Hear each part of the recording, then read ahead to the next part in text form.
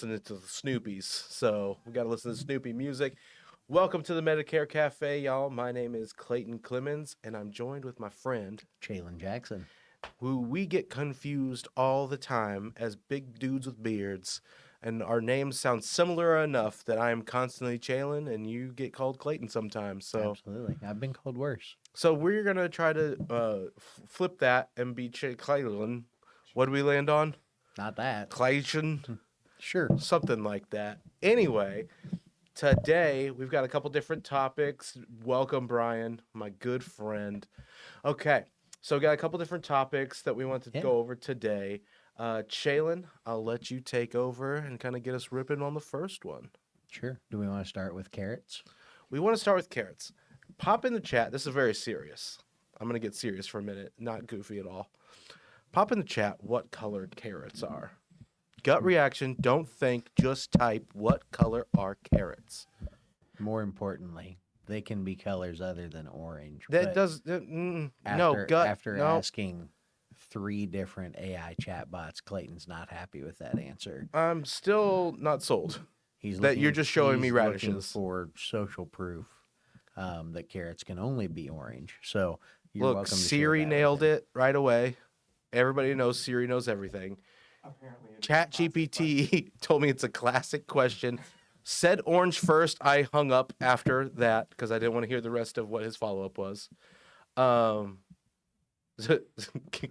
Carrots. Orange. You guys are correct. Everybody else is wrong. Cool. Everyone's Team Clayton today. I get it. I see how it is.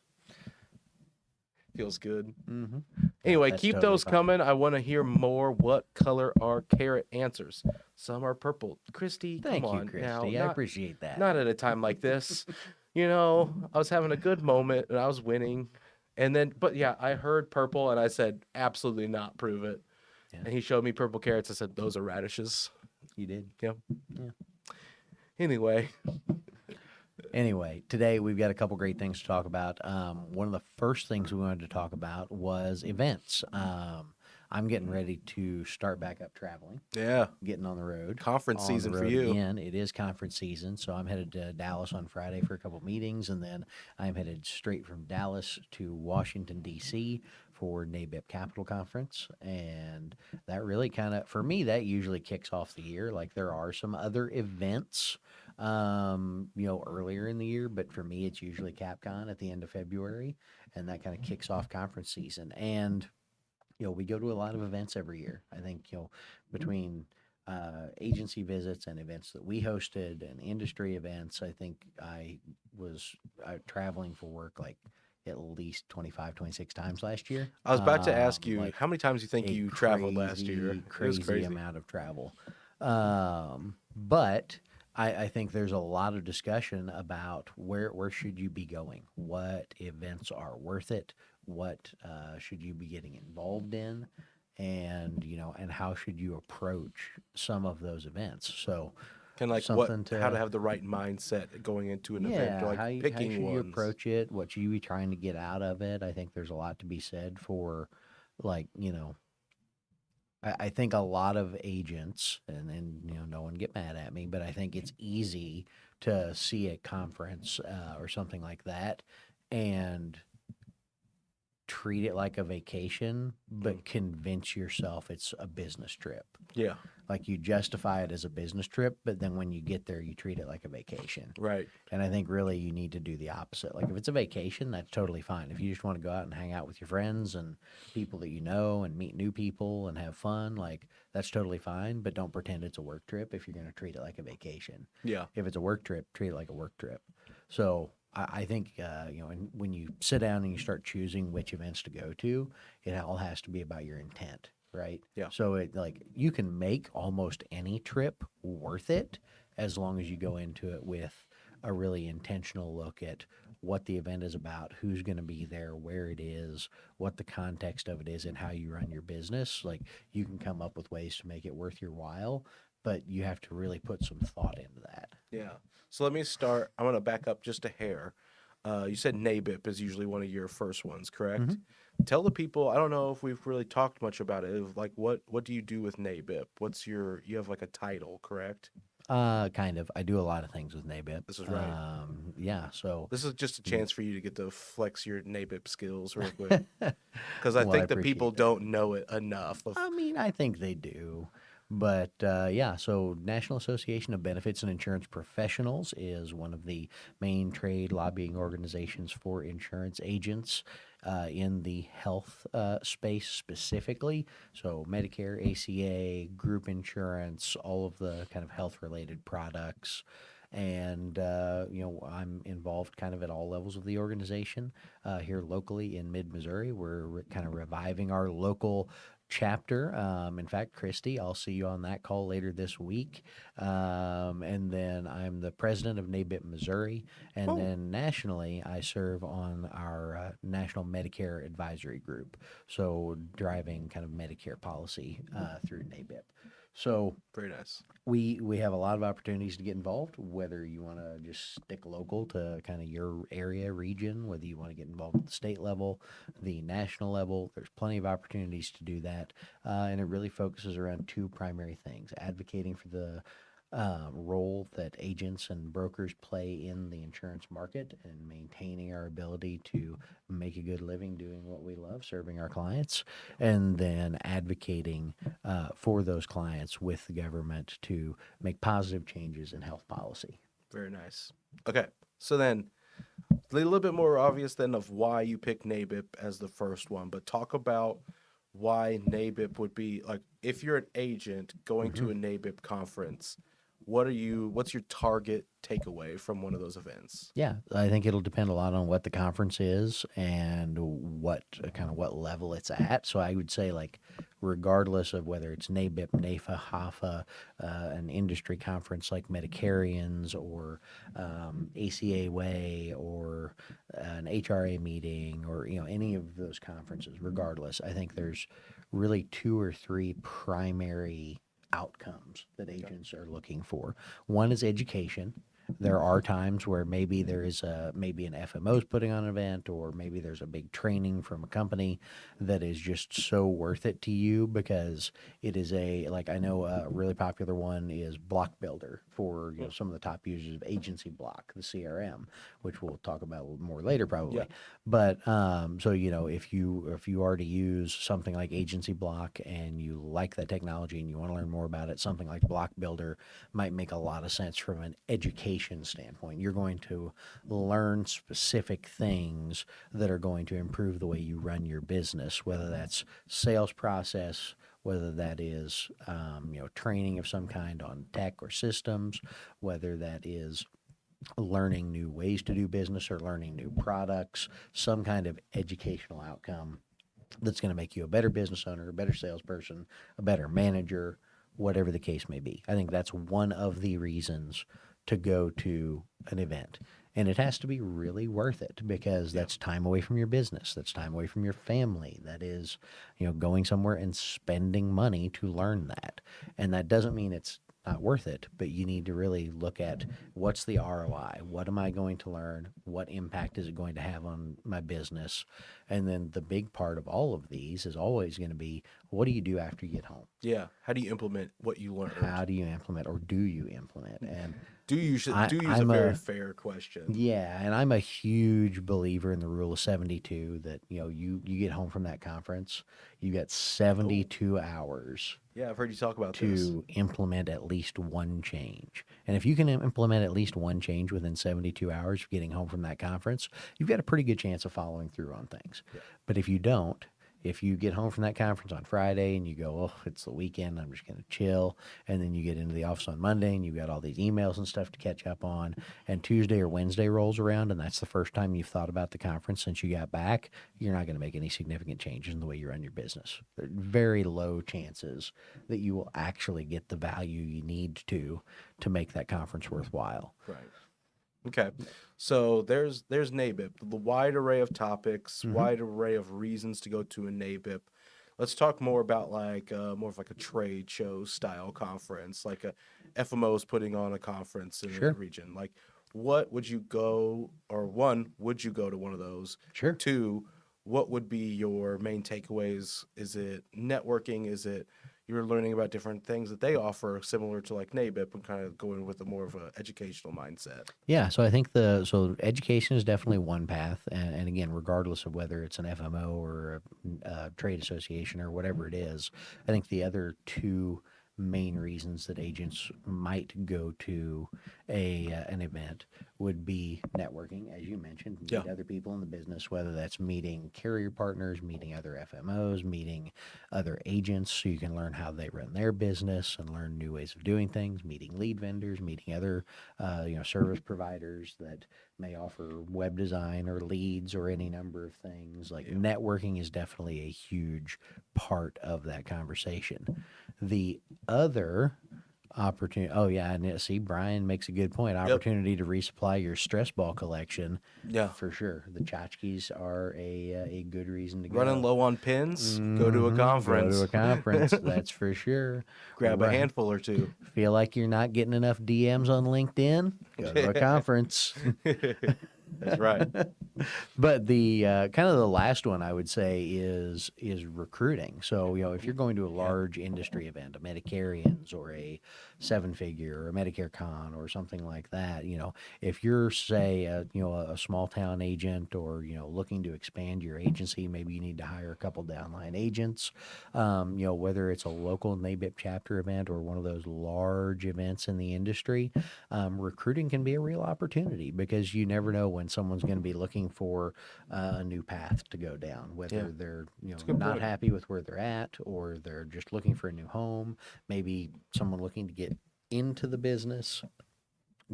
Some of the times these events can be really great ways to meet new people that you can learn from or that can learn from you and you can bring on board to work with your organization. Yeah, I never really thought of it that way. Like working from the FMO standpoint, like we'll go to conferences looking to recruit, but haven't thought about an agent going looking to get other agents to work with them. Same concept, different, like different rifle, something like that. I don't know. You're picking a different piece of weaponry thing. Carrots or orange. Yep. So, okay, Yeah. let's, I'm trying to think of one other kind of event style. We talked about NABIP. We talked about kind of the conference trade shows. What about when we're getting closer to AEP, spending that time with like carrier rollouts, different things like that? I know that we're talking pretty far out at this point, but I think NABIP and kind of those educational events and conferences like trade shows cover the majority of what's going to happen in quarter 2, quarter 3. And the closer we get in quarter 3 would be more of those carrier rollouts or carrier events. Sure. So give me a quick rundown of what you're thinking the value prop there is. Yeah. So, I mean, at the end of the day, like there's again, it's the same value prop. It's education and networking. Depending on the carrier, depending on where you're at, if you're going to go, you're going to learn about their offerings for this next AEP. You're going to learn what to expect in the market. They may have some network news to share. They may have some good news, some bad news, maybe less news than we're used to in years past. Yeah. But you are going to learn everything that they are able to share. Again, as a networking standpoint, you're going to get to meet all the other agents in your local area. Again, if you're trying to recruit, if you're trying to just scope out the competition and see what's working for everybody else, if you want to get a better relationship with your carrier rep, those are all great reasons to go to those carrier rollouts or any of the trainings that they may put on throughout the year. A lot of if you've got a good local rep, they're not only doing things Q4, they're doing things throughout the year, trainings and opportunities to get together and reach out and learn from them. So take advantage of those for sure. And I think, the last category I would talk about is, the non-insurance events. If you, or if you own a locally focused agency, maybe you're not as big on phone sales or multi-state selling. If you're, kind of the hometown agent where you're working in your local community and that's where most of your clients come from, I would say the biggest opportunity is community events. So not just looking at insurance related events, but how can you actually get out into the community and get involved with the Chamber of Commerce, get involved with, some of these other organizations. I know there are a lot of agents out there that like BNI, Business Networking International. There's a lot of folks that love some of those other like referral club type arrangements. So again, it's all about ROI. Like, what does it cost you? And not just cash, but what does it cost you in time? Like, let's be honest, like right now today on the 17th of February, if you were to spend 1 hour going to a Chamber of Commerce event and met 3 business owners that have a lot of employees and may have 6 people that are retiring this year that might need to go into Medicare, is that worth more than the empty calendar you're staring at right now? The answer is probably yes. If you have 6 appointments today, then no, it's probably not worth more to go to that chamber event. So part of it is just being able to capitalize on opportunity and keeping that stuff on your calendar. I'm not saying you should go to every chamber event, but if you've got a slow day, you don't have a ton of leads in the pipeline, like that's a different problem. We can talk about that another day. But Different episode. different episode. But if you're looking at your calendar and you're going, man, next Thursday's kind of barren right now. What's going on? Is there that chamber event? Is there, there's an event here in Columbia I love to go to called 1 Million Cups. That's a very like entrepreneurial focused event. So you can meet newer business owners, especially if if you're a multi-line agent, you work in the group space, you work in commercial lines. It can be a great opportunity to meet some of those younger entrepreneurs, those newer business owners, as well as the community that surrounds them. So there's a ton of chances to meet people in your local community that may become clients, may become referral partners, may become just good people to know as you continue to grow your business. Everyone needs a good banker, everyone needs a good attorney, everyone needs a good accountant. This is where you're going to meet those people and start forming those lifelong relationships. I like it. So to kind of summarize what I'm thinking is, if we're not going in with a targeted plan, a targeted takeaway, don't think about going to an event. Step 1 of like, sure, if you're not going to these events thinking one of those 2 things or both of those things, that's not a talk events. 2, I did really like what you mentioned there at the end of putting some of those local events on your calendar. So if you are free, maybe you go ahead and go to that. Similar to what I do for the cafe. It's on my calendar every week. I don't know when you guys might need me, want me. So I just put it on my calendar every week. Yep. So I'm blocked off then, but I know, okay, I could schedule something if I really need to, but this is going on. So I kind of want to be able to go to this if possible. And 3, networking is important for not only referrals, but your own agency, because you never know who you're going to meet as far as who you can add to your agency. And I think that's a really nice piece. Especially, I wasn't leaning or thinking at all about recruiting agents at these events or talking to agents who might be like, you know what, I like servicing these people, but I just like writing them. I haven't done a bunch. It's like, okay, maybe you got a new admin person you're talking to there that knows how to service. Maybe you get an acquisition target. Maybe you got someone who wants to retire from the business and you can buy them out and grow your agency that way.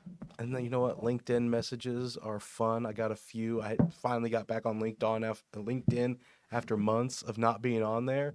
And I think I had a shout out for my 6-year anniversary. And it had been about 6 months since then. I responded to that message still. I said, you know what? I appreciate you taking the time out of your day to say thank you, even if it was that little prompt. I don't care. You clicked the button for me, and I appreciate that. So thank you. And then we just talked a little bit, and we're talking about acquisitions and seeing what he's doing. So, let's talk. Okay, I love all those things. Chalen, I think we got 10, 15 minutes left probably. Okay. So I want to pivot. Quick pivot. Somebody yell pivot. Alex, yell pivot. Pivot. Okay, thank you. So we also were talking a little bit about different opportunities, and throughout that being what you're notating in your CRM or what you're putting in your CRM to help you down the road with different opportunities. Yeah. To kind of start diversifying what you're doing. So tell me a little bit about your kind of mindset with using a CRM, of what you're putting in there, what you're thinking agents need to make sure they're noting when we're talking about how can I look at other product lines in the future. Yeah. So, I mean, I think it's even bigger than that, but it's just, anything that could at any point be useful to you, to a staff member, to someone who buys your business in the future. I'm talking 10 or 15 years from now, even you know, I know if today's your first day in the industry, still be thinking about 15 years from now what might be useful to someone.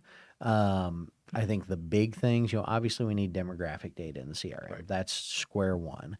But I think where a lot of agents miss opportunity is making notes about clients' personal details, clients' preferences. Maybe you've got someone that, like, they've never once responded to an email. They have never once picked up the phone, but if you text them, you get a response Yeah. like that. So, noting communication preferences, noting those little personal details like the names of their pets, the names of their kids, if they're big into gardening, if they love to bake, if they have a hobby.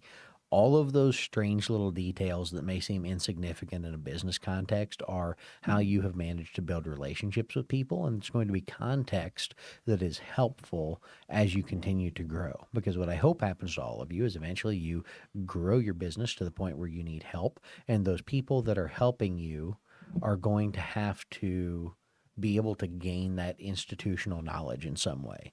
And you don't have, if you're trying to grow your business, the biggest way to fail at that is to not equip the people you hire to do the job you need them to do. And if they have to reach out to you every 4 minutes to say, oh, well, you know, Miss Betty's calling in and she asked about, you know, something is, and there's not a note in the CRM about it. That's them having to come and bug you and slowing things down and changing the opportunity, you know, for continued conversation, changing the flow of the conversation. So I think there's a lot of opportunity to make notes about that. Making notes about, you know, again, I'm kind of glossing over the obvious basic stuff, but I guess I shouldn't.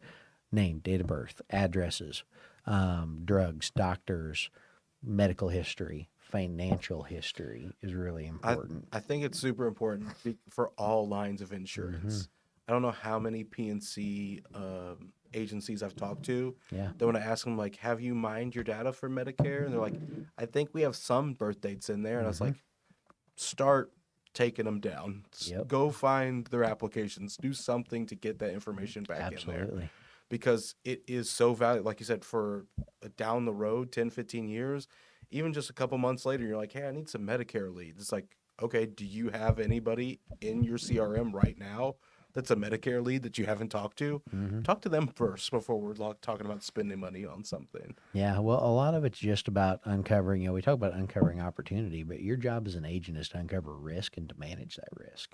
So a lot of this is, you know, I know it seems silly, but even if you only sell health and life insurance, even if you're a life and health agent, you work at Medicare, maybe ACA, life insurance, annuities, long-term care, ask someone about their P&C insurance. Yeah. Because if you find out that they've got a second home, or if you find out they've got a boat, or if you find out that they've got some motorcycles or a classic car, that's a risk. It's not a risk you need to insure on the P&C side, but if that person goes into a long-term care facility, that's all financial risk. Those are things that they may have to sell off to cover the cost of that care. That's, you know, things that they've spent a life accumulating and building that they may not want to get rid of, that they want to pass on to their kids. And you can help protect against that risk of having to sell off the things they care about. So no different than asking someone about, do you have a 401k? Do you have some CDs in the bank? Do you, what, you know, what's your money situation? So you can talk about long-term care. So you can talk about annuities. So you can talk about cancer, heart attack, and stroke. You've got to get a whole picture of someone's finances to understand what risk you are insuring against. And as health folks in the health space, our job is to make sure that a health event doesn't wipe out the things someone cares about. Obviously, like, priority number one is always going to be save someone's life, get them the medical care they need when they need it, Right. make sure that they're still around to worry about the rest of it. Yeah. But making sure that the things they care about are still there when they come back from the hospital, when they come back from the facility, and we can only insure for that risk when we know about it. I like that. And if you're notating those things, even if you don't sell that line of insurance, you're going to these BNI networks or the Chamber of Commerce events and you meet a partner that does, you just get a referral for one of your partners. Yep. And starting to hand those things back and forth so it's not just a gimme, you know, one-way street. be able to throw some back their way, that would be a really good thing. Start taking those notes so you have that available, that information available to Yeah. them. Otherwise, you'd be like, man, I had a client, cannot remember his name, came in the other day, he needed help with his PNC. It's like, that's not useful information, my guy. Sure. But thank you for the story time. If having that information down, being able to pass it along to somebody else to have them reach out, or Mm-hmm. say, hey, you should reach out to Jimmy down the road here. He does PNC. He can help Yep. you out with that classic car. So It I like also that. just helps so much with communication because you've got opportunities throughout the year, throughout your career, to communicate major changes. If you're not making basic notes around, you know, what type of policy someone has, even things like flagging. If you're using something like Integrity Connect or any system that has the ability to create tags or flags, like understand that those are not just notes for you when you go to a client's profile, but it's ways to categorize your clients. Something as simple as a med sup tag, an MA tag, a long term care tag, cancer, heart attack, stroke tag, those types of tags, they're not just so you can have a note where at a glance you can say, oh, this is a med sup client. It's about the ability to pull a list. Yeah. It's about the ability to pull a list of all of your med sup clients and communicate things out to them about rate increases or about changes. It's about being able to pull a list of all of your MA clients and tell them about the network disruption that's going on in your community. It's about being able to pull a list of, let's talk about other things like maybe you have a cancer survivor tag. People. There you go. Tag stuff like that in your CRM.